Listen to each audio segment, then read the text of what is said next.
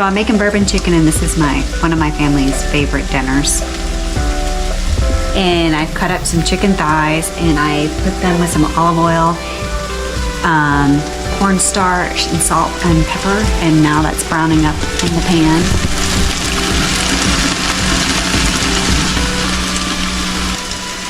And then I serve that over some jasmine rice that's cooking in here. You got jasmine rice in the pot.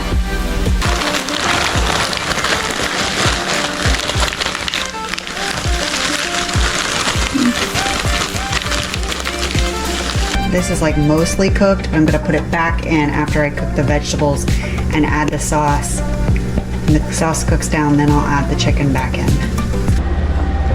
Half cup of bourbon, half cup of ketchup, a cup of soy sauce, 1 cup of brown sugar. We like our food hot, so we'll put in a teaspoon and a half of red chili flakes.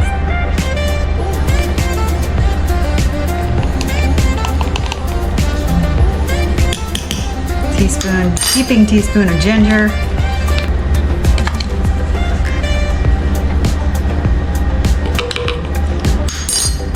Teaspoon and a half of garlic.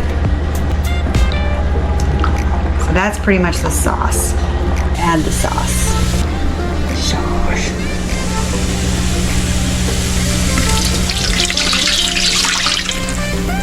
So we're gonna let this cook down and let the alcohol cook out of it. So I added the cornstarch in. It was 2 tablespoons of cornstarch with a little bit of water, and I poured it in. I'm gonna let this thicken up. I added the chicken back in. Obviously, as you can see. See, it's thickening right up.